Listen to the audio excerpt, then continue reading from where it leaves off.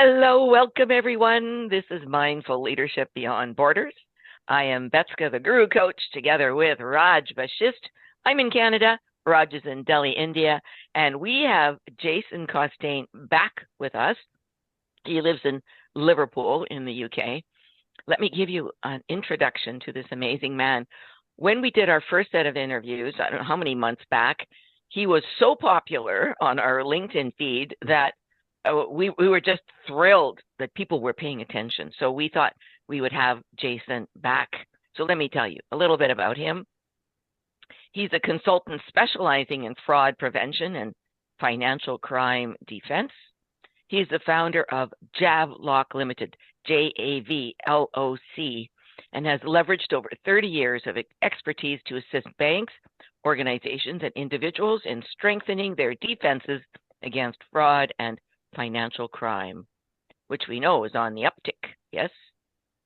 So what makes him unique is that he's worked in the front line of fraud defense for banks for over 20 years, designing and managing strategies, systems, and processes to stop fraud and scams.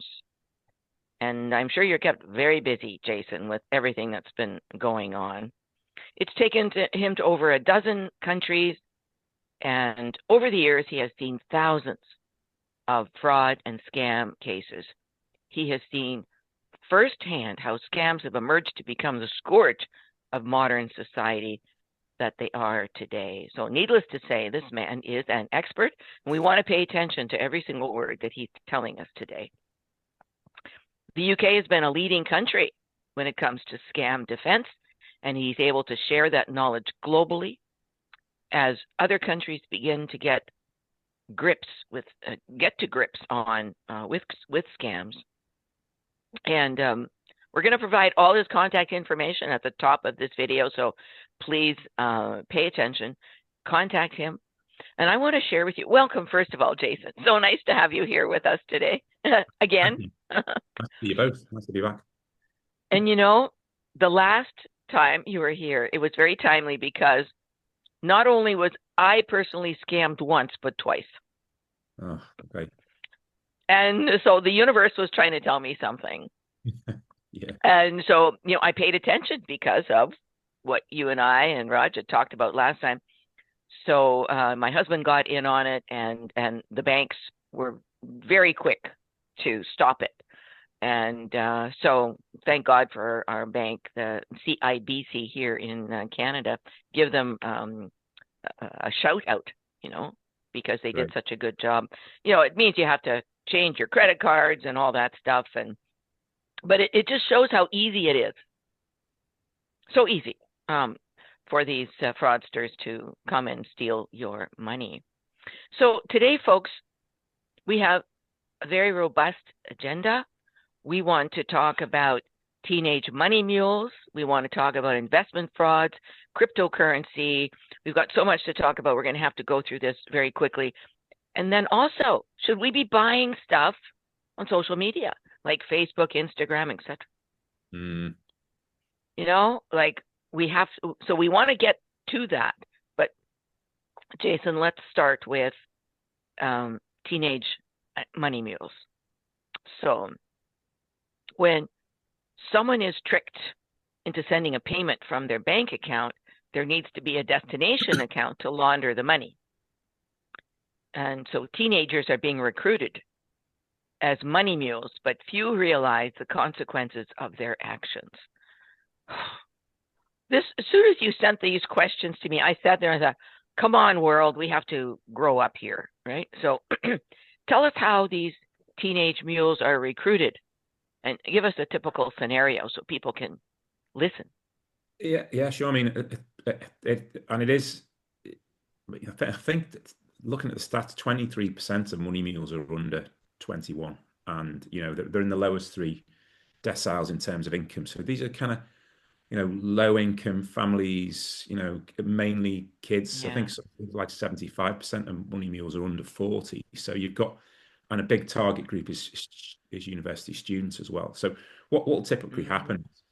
People will be approached primarily online, but sometimes face to face as well. So you get recruited by individuals through the usual suspects like TikTok and Instagram, Snapchat, and they might be asking if they could use your bank account, or do you want to work from home as I don't know, an invoice clerk. But what they really are is just a really simple kind of front for people to receive money. Let's say they might be told, you're going to get $5,000 into your account for a process. You can have a fee of $200 to process it for us, but what we need you to do is send it to this other bank account. So they're being used as a conduit to launder money. Now, and money laundering in the UK, it's 10 years plus, prison sentence if you get the full force of the law thrown at you. Ah, So it's very good. Very good. not an insignificant offence. But for a lot of, I think the money mules I've heard and spoken to, they know it's what they're doing is bad. They don't understand quite how serious it is.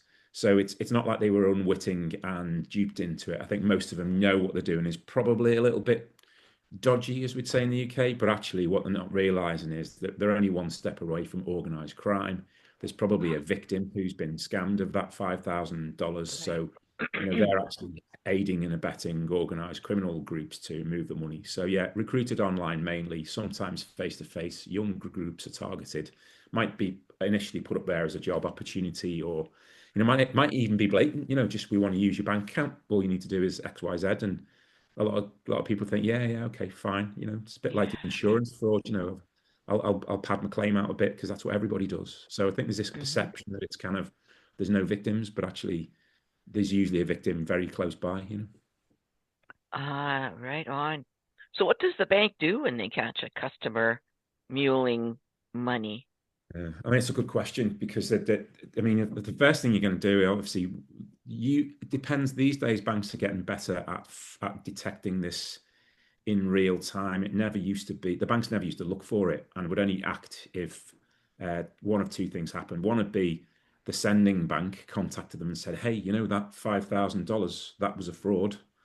Is there any money left?"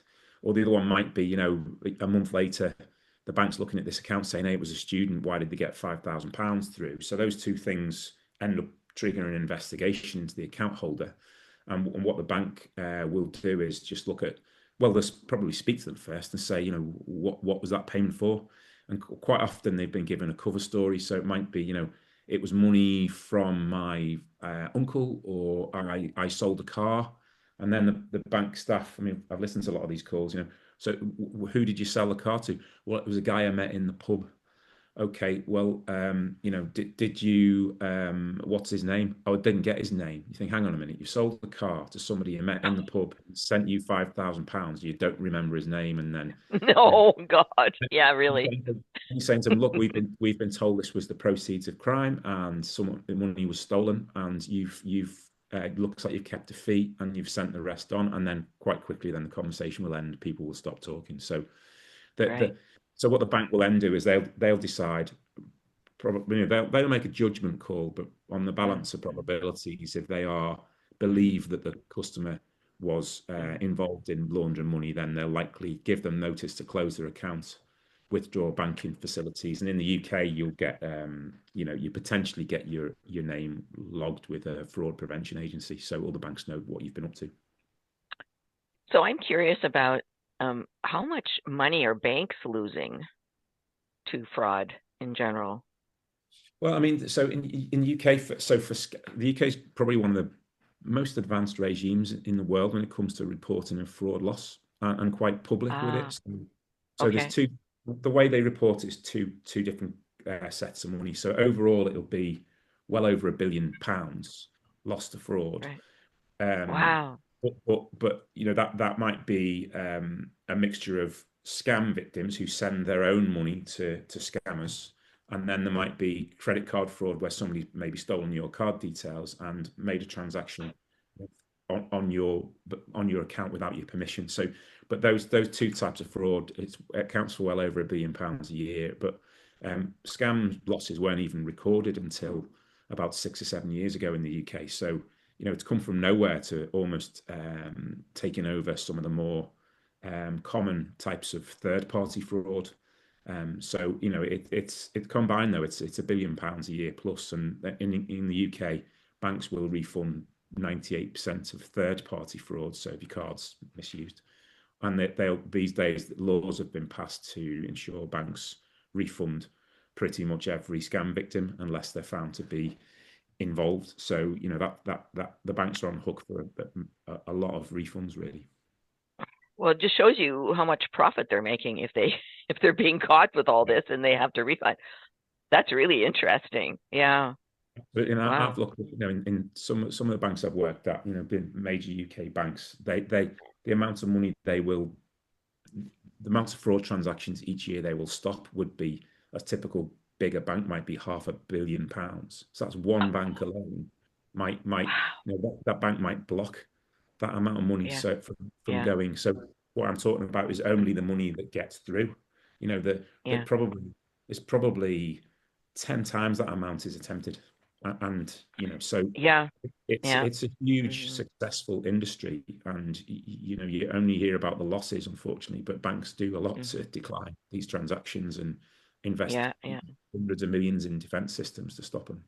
Well, that's what I was thinking. They're probably working overtime, so that they don't experience these losses in the future, right? They must have Oh a yeah, whole department just for fraud detection, right? yeah. Yeah. I mean, typical a larger bank, not uncommon to have approaching 1,000 staff looking at fraud defense. Employed in Oh, it full time, and with maybe spending £100 million a year in software and investment in technology, which is not unusual. So, certainly in the last few years, as banks have been trying to get on top of this problem. So, this right. HSBC, I think it was, said a few years back that the costs of sort of financial crime compliance were probably accounted for the more cost than anything else in the banking group.